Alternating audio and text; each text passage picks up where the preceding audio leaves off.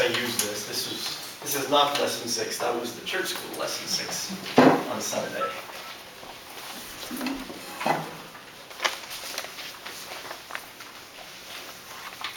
Okay, shall we open the prayer?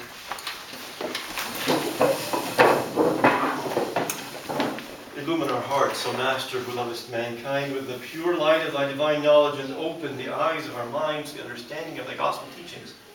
Implant in us also the fear of the blessed commandments, that trampling down our carnal desires, we may enter upon a spiritual manner of living, both thinking and doing such things as are well-pleasing unto thee. For thou art the illumination of our souls and bodies. O Christ our God, unto thee we ascribe glory, together with thy Father, who is from everlasting, and thine all holy and good and life-giving Spirit, now and ever, and unto ages of ages. Amen.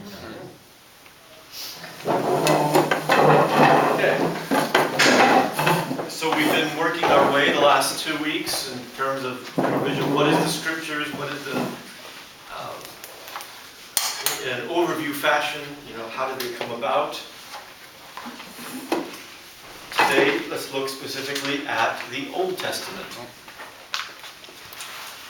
Okay, what does the word testament mean? We have an old one and a new one, but what is a testament about? Testimony is comes from that. Assertion of what is true. Okay. What else? A covenant. There's another word. Tell me, see the word covenant used interchangeably. Old covenant, new covenant. Or sometimes, like even when we say, "Take, eat. This is my body, which is given for you." For the remission of sins, drink of this, all of you, this is my cup. This is my blood of the New Testament or New Covenant, depending on your translation. So what does all that mean? Okay, think about how, any lawyers here? Last will and Testament. Testament. Declaration. Okay. So keep that one in mind, because that probably is the closest meaning to how it's used. Because God makes testaments with his people, covenants, if you will, with his people. So a simple word that we use with our kids sometimes is a deal. But that's not exactly the right. It's not, it's a kind of negotiation. Exactly, it's not that. You can also think of it as a kind of a contract, but it's not exactly that. Normally think of a contract as, are you joining us? We're looking for the one on F. The opposite side of the room. Okay, thank you. Okay. So a contract, as you say, is negotiated between two peoples, and everybody's expecting to get something. It's got to be, as they say, a win-win or a 50-50 kind of deal for it to work. Are we going to negotiate with God on terms and bargain with him? I don't think we're in a position to do that. Okay. So it's more akin to think about it from a will. It's a deal. It spells out sometimes conditions and gifts that are going to be granted. But it's one-sided. Okay, there's one person who gives it. To use a technical term for this, it's called a suzerainty treaty. Anybody ever heard something like that? Like a suzerain and a vassal. So there's one who is really the conqueror, the victor, the one who's really in charge, and then there's another one who is being given the treaty, and it spells out the terms for keeping the peace. So for example, King Herod was a vassal of the emperor in Rome, and he could keep his position as long as he fulfilled certain things and also received certain privileges. So there are many covenants, even within the Old Covenant. There's a covenant with Adam, covenants with Noah, multiple covenants we actually see, or renewed, if you will, with Abraham, and with Isaac, and with Jacob, and then certainly the biggie is, in terms of how many stipulations there are in it. Moses, the covenant at Sinai. Even before that, I forgot to mention actually after that. So with Moses, and then when they get to the promised land, in Joshua, you have the covenant at Shechem. Okay? We'll touch upon that here as well. So, the first 5 books of the Bible are known as the Torah, which is the Hebrew word for law. Okay. By the way, even though we have rearranged the room a little bit to make it easier for you to write and everybody to see, I still don't want to be lecturing. So, questions, comments, anything that's unclear, please do pipe in. And I should mention for the record that we are recording, because this was requested. Anybody have a problem with that?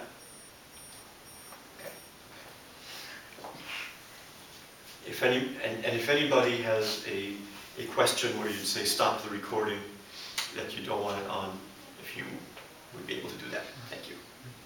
So don't hesitate to have this open discussion, okay? And we're still among friends. No stupid question. Okay. So the word Pentateuch means literally 5 books or 5 volumes. And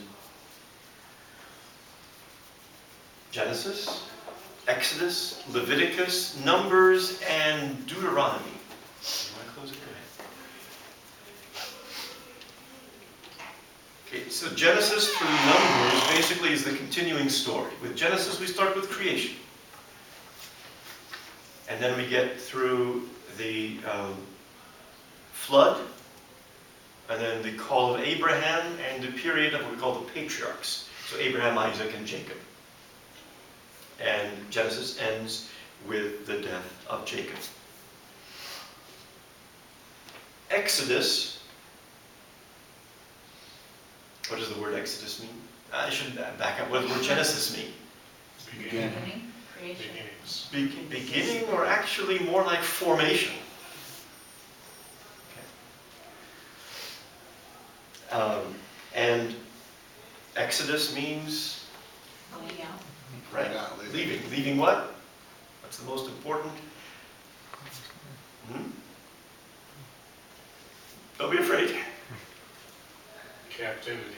Yes, so the flight, the going out from Egypt across the Red Sea. Okay, Leviticus is derived from the name of one of the 12 sons of Jacob, Levi. Okay, the Levites, so it's one of the 12 tribes. So the 12 sons of Jacob form the 12 tribes of Israel, although there's a little bit of complications where there's some that are combined and some that are split. But for simplicity, 12 tribes, 12 sons of Jacob. And eventually, when they get settled in the promised land, they're each given territories. So each tribe has its own area. Except for the Levites, because they are made or designated to be priests. So you may hear the term Levitical priesthood. James. Okay, I once was encouraged to read an article about, and I'm not sure whether that's necessarily a good subject, but I'll just throw it out there anyway, where since the tribe of Levi is no longer, then technically the Jewish faith has no priests and therefore has no religion as part of that argument. I don't know if you've heard that argument. I wouldn't say they have no religion. That would be Well, I mean, there was probably a little bit of the whole blood sacrifice thing where they don't have a sacrifice and kind of part of, I don't know if you've heard of that one. It was definitely. not my favorite of articles to read. Yeah. Right. Okay. So as you read through Exodus and especially Leviticus, it goes through excruciating detail about the worship and the setup for because since they were still in the desert wandering through Sinai, through what's called the tent of meeting and all its appointments and the sacrifices there.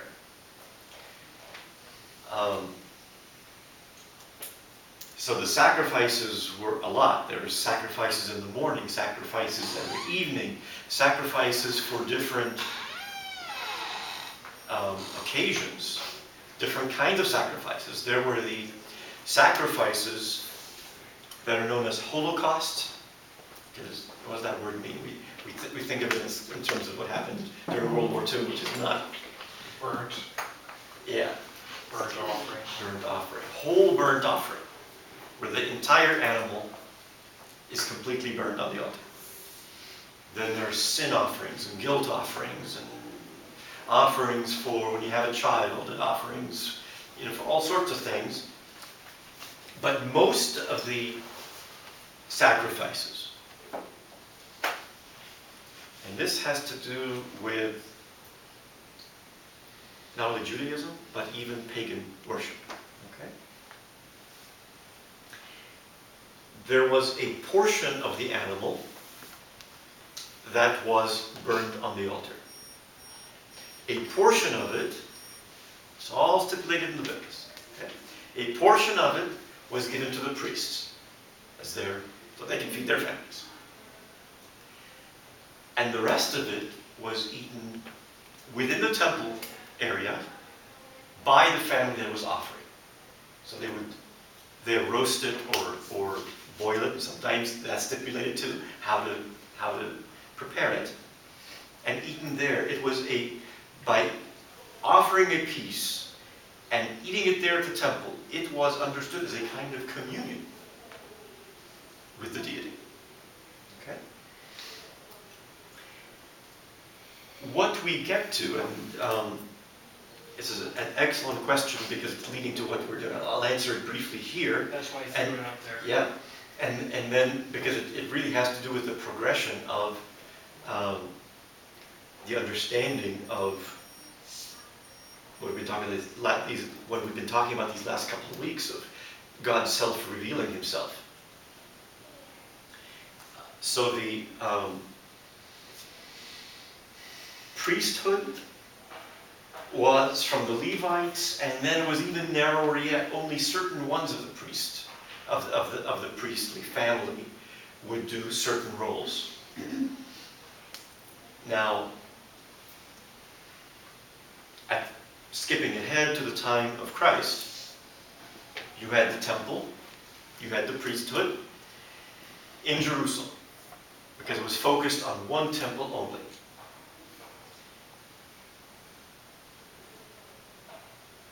But throughout the rest of Palestine, if you will, not to mention at this point after, and I'll get to this when we go through the books here, but I'll just tell you for now that there was an exile to Babylon and a return. But not everybody returned. They were still scattered. It's called diaspora, or dispersion. And so, how easy was it to get to the temple? Certainly not every week. Probably hard even every year, unless maybe you're in the Palestine area. Jesus Himself would have gone to the temple at least 3 or 4 times a year, coming down from Nazareth. That was doable. But that was it. The rest of the time, where did Jesus pray? Besides at home. Or out on the mountain or something. Okay. The synagogues? Synagogues. All right. So, you hear of different groups of Jews. You heard of the Sadducees? Who are the Sadducees? You only get that in the New Testament. You don't find that term in the Old Testament. They did not believe in the resurrection. That's part of it. The priest. They were the priests. So the priests were the Sadducees. Who were the ones who were in charge of the synagogues? And the synagogues were everywhere. So one temple, but the synagogues were throughout basically every city in the Palestine area there. Certainly beyond that in Syria, in Egypt, in Rome even, not to mention, Greece. St. Paul, would go to Corinth, he'd go to Ephesus, he'd go here, everywhere he'd go, one of the first stops he'd go to was the local synagogue. Who were in charge of the synagogues? Levites? No. Pharisees. Pharisees. Pharisees. Okay. It had to do with money, you can't be the Pharisees. Well, somebody's beeping. Okay. Yeah. This is called, okay. Pharisees seem to, because they were scrupulous about certain aspects of the law, we tend to think of them as bad guys, but really, Jesus called us to exceed the Pharisees in faithfulness, in knowledge of the scriptures, and so forth. Okay? There were other groups too. You may hear of Essenes and others in first century Judaism. Okay, so what happened in the year 70? Yes? At the time you're speaking, Father Nabil, what would be the difference between the synagogue and the temple? A big difference is you could only have sacrifices in the temple. In the synagogues, you would gather to pray, study the scriptures, sing hymns. For example, you could celebrate the Sabbath at the synagogue. So that's every week, every Friday evening prayers or Saturday morning prayers. But you wouldn't need to go to the temple in Jerusalem for that. That was for offering sacrifices. There was no Holy of Holies. Holy of Holies is only in the Jerusalem temple. Okay. So there is only the one temple. That's right. So when a local congregation calls itself a temple, that's not correct then. Yeah, I mean if you're talking about a terminology like in English today, sometimes we refer to like the church building Okay. as the temple, but not in that capital T temple sense. We sometimes will call the building the temple to distinguish it between the church, because the church is really what? The people, the body of Christ. So sometimes we say, well, I'm going to church, and if in our heads we're thinking of, I'm going to the building, that would be wrong.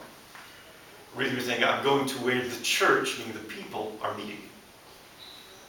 She might mean Judaism today. Some are called temples. Oh, Judaism today. Yeah, that's technically not incorrect. But to complete the story here, to answer James, but something very significant happened in the year 70 that Jesus had foretold. Destruction of the temple by... The Romans. No, we're after that. This is by the Romans. So Nebuchadnezzar in Arabic is Nebuchadnezzar. Nebuchadnezzar was Babylonian. Okay. Several hundred years before. Okay. So the destruction of the temple meant the end of the animal sacrifices. And they've not been restarted. Now, as far as the priesthood, many of the Jews have lost identity of which tribe they are, but many still do retain that. Have you seen anybody whose last name is... Sure. What does that mean? Priest. Priest. In Hebrew, Kohen. They are from the priestly family. So they know that. Now, after the destruction of the temple,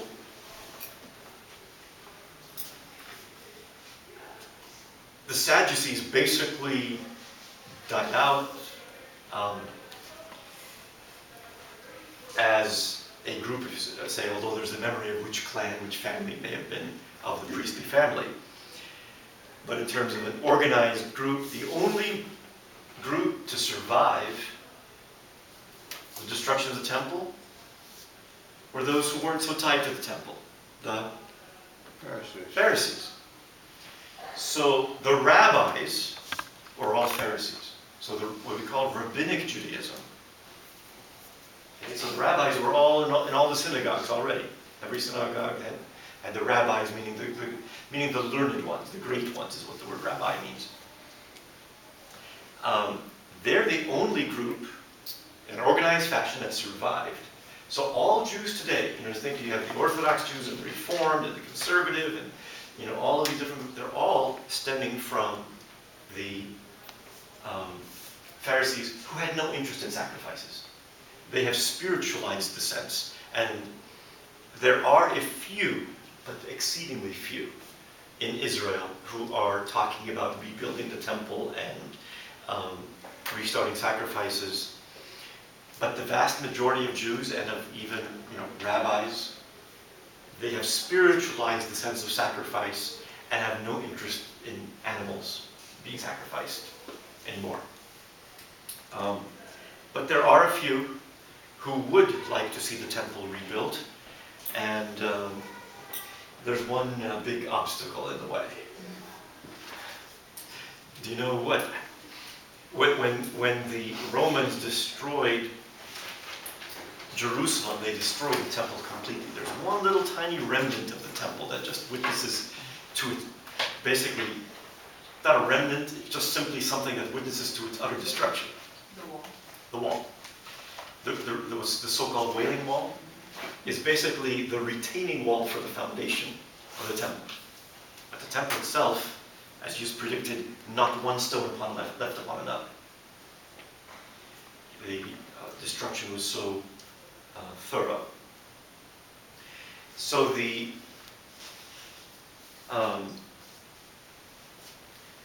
what's known as the Temple Mount there has something else on it now. Actually, two mosques. Yes, the Aqsa Mosque, which means the highest mosque in the Muslim Arabic language there, terminology. That's sort of on the side of the Temple Mount, but right on the center, which is believed to be on the rock at the very top of Mount Zion. Kupat al-Sakhratain? Hmm? Is it the Kupa? Yes, Kupat al-Sakhratain? yes. Known in English as the Dome of the Rock. Dome of the Rock. That rock is understood to be one where Abraham was going to sacrifice Isaac. And what the altar of sacrifice was built upon at that site. So there's that Dome of the Rock Mosque and the Aqsa Mosque both on the site where the original temple was. Is that what's causing the violence in the last few days? That You Jews got are it. trying to go there to pray and they're not allowed Yes, yes. The parties there right now are very jealous of their privileges, and the Jews are trying to get access, and the Muslims don't want to give them access because they'll, say it's ours and only Muslims. So when we were there in January, they let us walk up the steps to the Temple Mount and look through the door, a few steps away, not actually to get up there. We would have caused a scene that probably would have been shot if we had actually set foot on there. Only Muslims are allowed up there. And that's what's causing tension, because there have been incursions by Jews who would like to have access. In 1993, Linda and I were allowed in. Onto the platform up there? Into the Dome of the Rock Mosque itself, and in the Al-Aqsa as well. Very good. Well, At this point in time, things are much more tense. Yes? Was the Ark of the Covenant in the temple when the Romans sacked it? I don't think so. Okay, so the Ark of the Covenant is described thoroughly in Exodus and Leviticus and such, which is where God was symbolically enthroned upon winged cherubim there. Isn't that one of the things? mercy seat. Is that one of the things that Josiah removed when he did the cleansing? I don't believe he removed it then, but the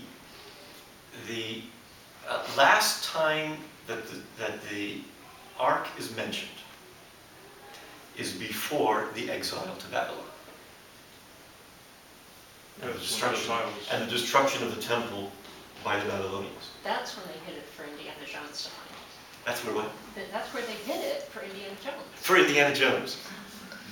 I will tell you though, this is an interesting sort of aside from this. This is not gospel. Should we stop the tape?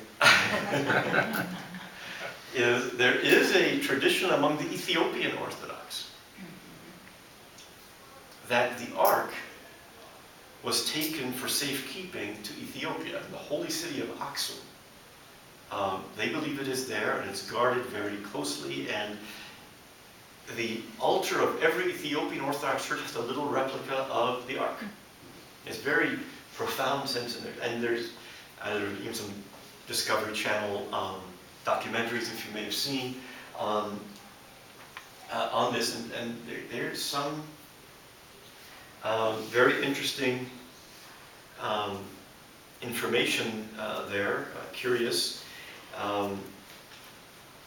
Apparently, according to this, a group of priests at the approaching of the Babylonians carried the ark for safekeeping down to Egypt, to the island in the middle of the Nile in southern Egypt called in Arabic Philae, in English it's usually referred to as Elephantine. Okay. And there is there the remnants of a temple that was once pharaonic and then became Jewish, and clearly there are Jewish inscriptions there and even drawings of the ark. And then later on became a Christian church where you can see crosses inscribed on there. And they said then from there it was taken down to Aksum. Anyway, those things don't make or break my faith, but it is interesting. But basically after the deportation to Babylon, there's no mention of it in the scriptures. There's a connection, political connection as well.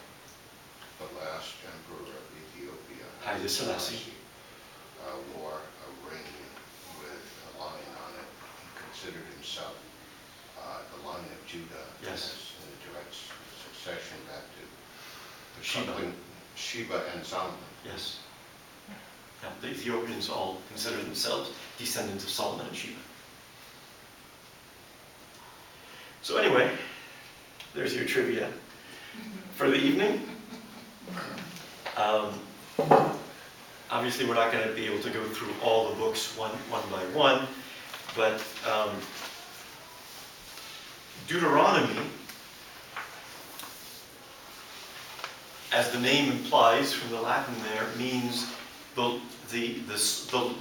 law second, actually from Greek, excuse me. So it's like a recapitulation of the law. The book of Deuteronomy, somebody mentioned Josiah. When did you? Okay. During the reign of the righteous King Josiah, who was keen to correct some of the errors, and this was, by the way, an ongoing pattern. The prophets would call them back. And if you read especially some of the books of Kings and Chronicles, they're constantly, judging, the kings by they did or didn't offer the sacrifices in Jerusalem. If they started offering sacrifice to other places, they're condemned. So King Josiah, one of the hallmarks he had was that during his reign, so this is in the 600s, they discovered the book of Deuteronomy, it says, okay, in the temple. And he read it, and he repented, and he put on sackcloth and ashes and rent his robes, and tried to get back to sacrifices in Jerusalem only, as well as instituting the Feast of Passover, which is specifically mentioned, which had been overlooked for some period of time. So Deuteronomy is a recapitulation. It includes a lot of it. So for example, the 10 Commandments are given in Exodus. You also read them again in Deuteronomy. Okay.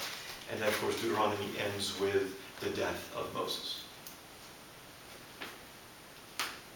Okay. Questions about the Pentateuch? Is it the position of Orthodoxy that it's a single author of the Pentateuch or multiple authors? That's not something that we get dogmatic about either way, but it's clear to me, speak from my opinion, and all the scholarship is, we don't get fundamentalist about that there was an ongoing process, certainly from the oral tradition to various sources coming together.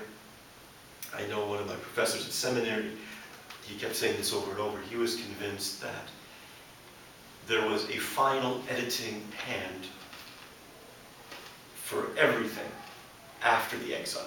Remember, after the return from the exile in Babylon.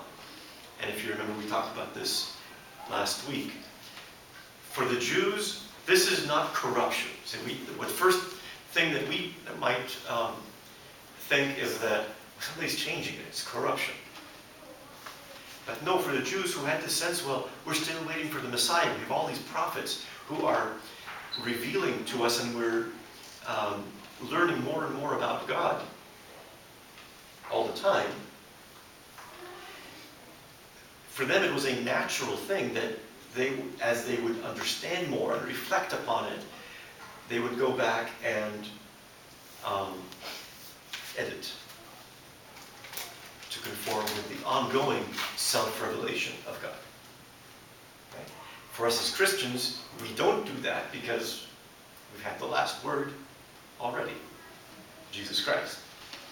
We don't have more prophets. We don't have any more revelation because the Son of God has come in the flesh.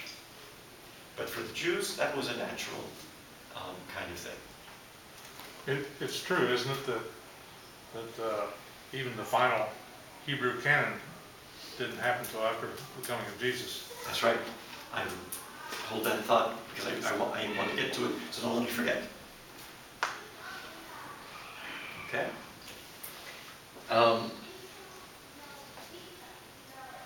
So then you have the prophets. You have two groups of them, what are called the former prophets and the latter prophets.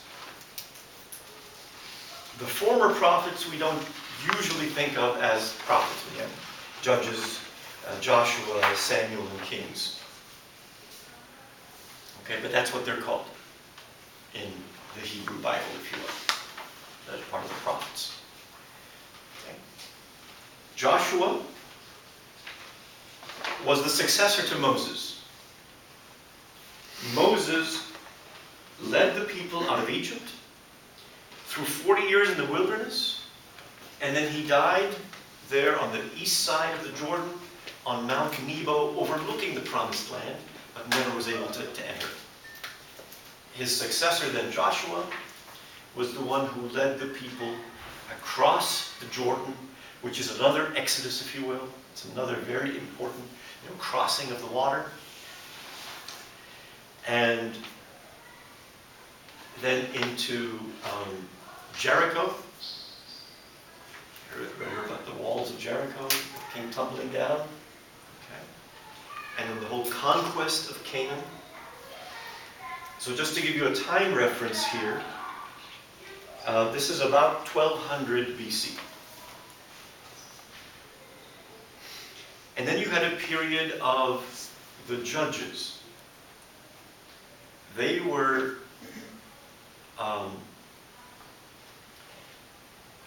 religious leaders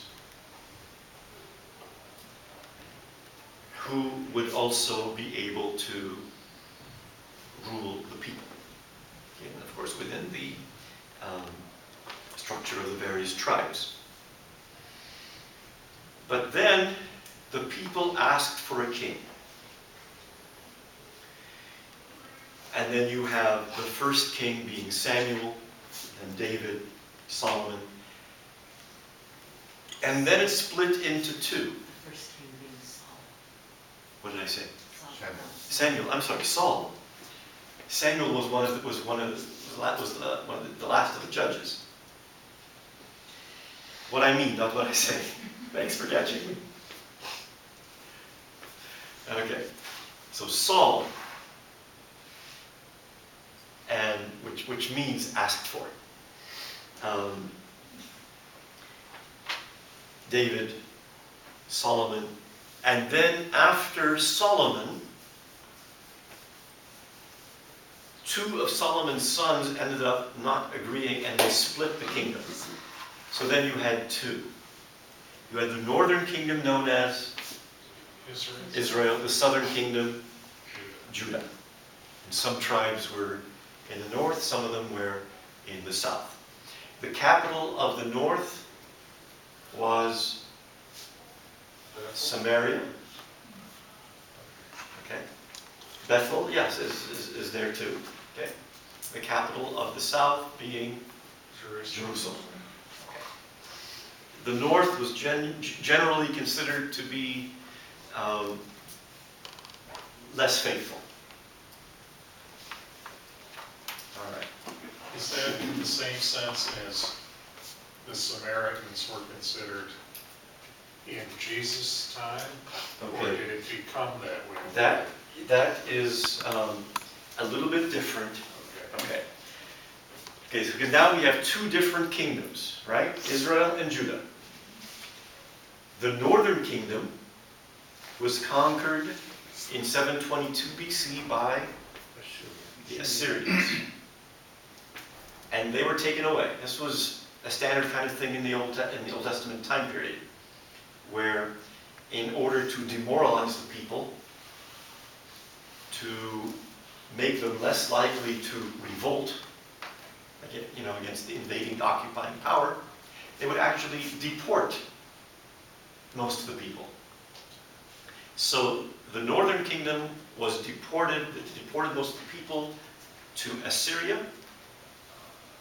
and they brought in other peoples and settled them there. So after 722 BC, you have the what's known as the Samaritans in the north, or in that area there, not the entire north, so not Galilee per se, at the time of Jesus anyway. So at the time of Jesus, the Samaritans were in that one area. But the Jews considered them perhaps the worst thing of all, worse than Gentiles, because they mixed Judaism. They had the Pentateuch, the first 5 books. It was the only books they had. Okay. And they incorporated some pagan elements. So they were considered what was called, they were kind of called half-breeds, because they were mixing Judaism and the paganism, because of the peoples that were moved around. The southern kingdom, for the sake of completeness, was conquered by Babylonians in 598 BC. And they were taken, lock, stock, and barrel, back to Babylon. And then what's the next kingdom to make its debut on the scene? Persia. Persians. The Persians had a policy of sending conquered peoples back. So the return of the They exiles. deported them. Pardon? They deported them instead of a home. Yeah. So the Jerusalem temple was first destroyed by the Babylonians, and then after the return of the exiles, it was rebuilt by under Zerubbabel. Okay. And there were still people, by the way, it's mentioned, who had remembered, they were children at the time, but they remembered the magnificence of Solomon's temple. And the rebuilt temple under Zerubbabel was just a shadow of it. And then the temple at the time of Jesus was built by Herod. Okay? Sometimes people refer to that as the second temple, but strictly speaking, it's the third temple, because Zerubbabel is the second. So Herod, at the same site, rebuilt a magnificent temple. When Jesus was walking through the temple,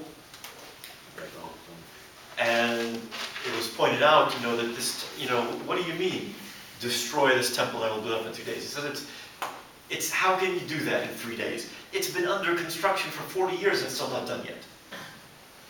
It was basically done just in time for the Romans to destroy it in 70. So you can see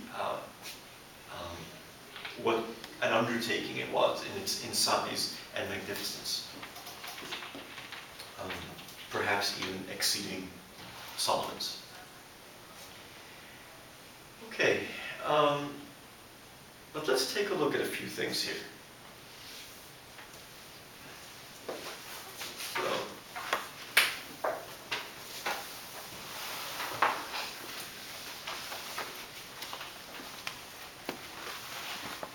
let's take a look first at Joshua 24.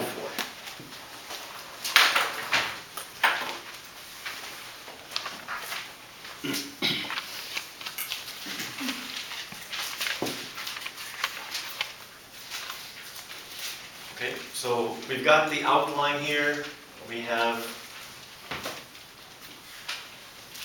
the Exodus out of Egypt, the settling into the land of Canaan.